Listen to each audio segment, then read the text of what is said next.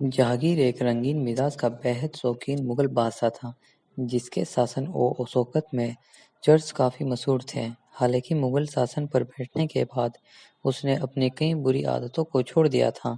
जहांगीर का वास्तविक नाम सलीम में जहांगीर की उपाधि दी गई, जिसका मतलब था दुनिया को जीतने वाला। जहांगीर प्रख्यात मुगल शासन में से एक था, जिसने कई सालों तक मुगल साम्राज्य को संभाला था और एक अच्छे मुगल सम्राट की तरह मुगल साम्राज्य का विस्तार किया था। जहांगीर ने किस्कर और कावड़ा के अलावा बंगाल तक अपने साम्राज्य को जमकर विस्तार किया था। हालांकि जहांगीर के शासनकाल में कई बड़ी लड़ाई या कोई बड़ी उपाधि शामिल नहीं है। मुगल सम्राट जहांगीर को आगरा में बनी नाए की जहांगीर के लिए भी याद किया जाता है। आइए जानते हैं मुगल सम्राट जहांगीर के जीवन के बारे में कुछ महत्वपूर्ण बातें। नाम मिर्ज़ा नूर-उद-दीन बेग मोहम्मद खान सलीम। जन्म 31 अगस्त 1559 फतेहपुर सीकरी। मृत्यु 28 अक्टूबर 1627 राजौरी कश्मीर। फादर अकबर, माता मरियम।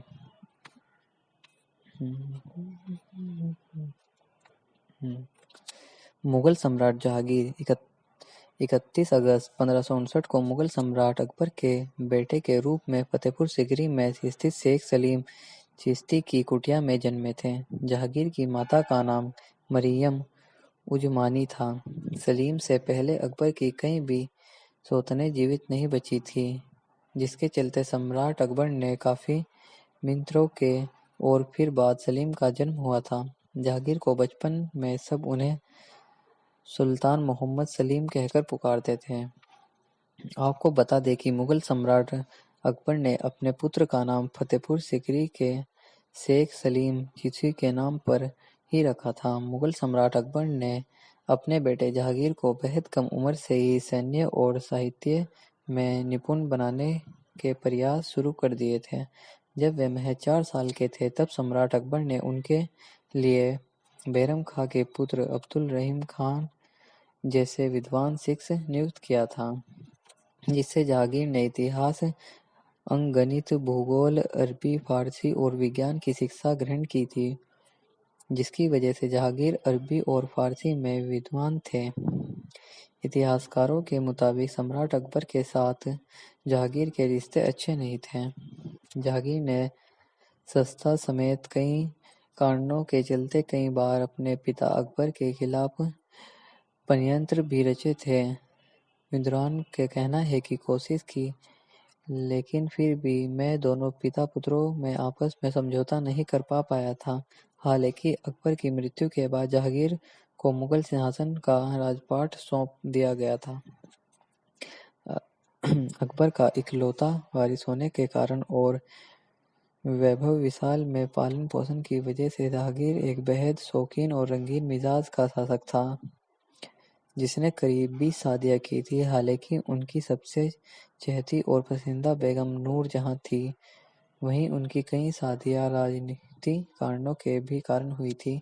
16 साल की उम्र में जहांगीर की पहली शादी आमेर के राजा भगवान राज की राजकुमारी मानबाई से हुई थी, जिसने उन्हें 2 बेटों की प्राप्ति हुई थी।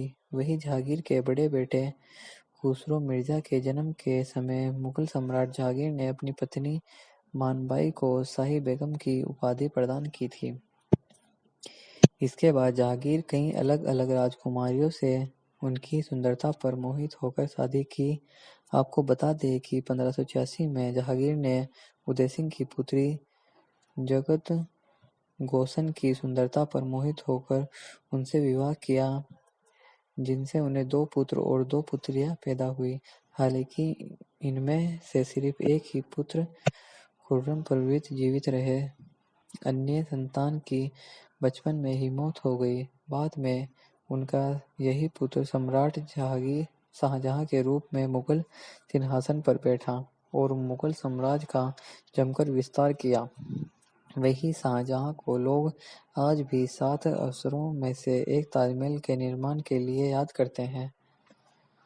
जहांगीर के अपनी सभी पत्नियों से 5 बेटे खुसरो मिर्जा, खुरमा मिर्जा, शाहजहां, परवीज मिर्जा, शाहरियार मिर्जा एंड जहांगीर मिर्जा और इथफ बेनू बेगम, बहार बेनू बेगम, बेगम सुल्ताना बेगम, सुल्तान अन निसा बेगम, दौलत अन निसा बेगम नाम की पुत्रियां थी। ऐसा कहा जाता है कि जब पहली बार मुगल सम्राट जहांगीर ने मिर्जा गयास बेग की बेटी मेहरुन्निसा उपजा नूरजहां को देखा था तो वह उनकी खूबसूरती से इतने मोहित हो गए थे कि उन्होंने उनसे निकाह करने का फैसला कर लिया था। आपको बता दें कि मेहरुन्निसा को अपने पिता अलीकुली बेग की मौत के बाद अकबर की विधुती सलीमा बेगम की सेवा के लिए नियुक्त किया गया था। 1611 ईस्वी में सम्राट जहांगीर ने मेहरुन्निसा की खूबसूरती पर लूट पर विधवा मेहरुन्निसा से शादी कर ली। वही शादी के बाद सम्राट जहांगीर ने उसे नूर महल और नूरजहां की उपाधि दी थी। इसके साथ ही जहांगीर ने अपने राज्य की सारी शक्तियां भी नूरजहां बेगम के हाथों में सौंप दी थी। नूरजहां को इतिहास में एक साहसी महिला के रूप में भी जाना जाता है क्योंकि वह जहांगीर के साथ उनके राजकाज में हाथ बटाती थी। वही जहांगीर अपने शासनकाल में सभी महत्वपूर्ण फैसले नूरजहां की सलाह से ही लेते थे। वहीं 1626 ईस्वी में नूरजहां बेगम ने इत्माद उद दौला का मकबरे का निर्माण करवाया था। यह मुगल कालीन वास्तुकला से बनाई गई पहली ऐसी इमारत थी जो सफेद संगमरमर से बनी थी।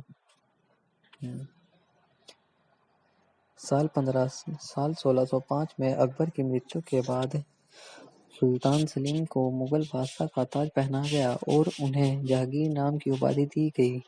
वहीं जब मुगल शासन जहांगीर की उम्र 36 साल की तो तब उन्हें मुगल साम्राज्य की जिम्मेदारी एवं आदर्श शासन के रूप में संभाली और कई सालों तक मुगल शासन को संभाला। उन्होंने अपने शासनकाल में मुगल साम्राज्य का जमकर विस्तार किया और विजय अभियान चलाया।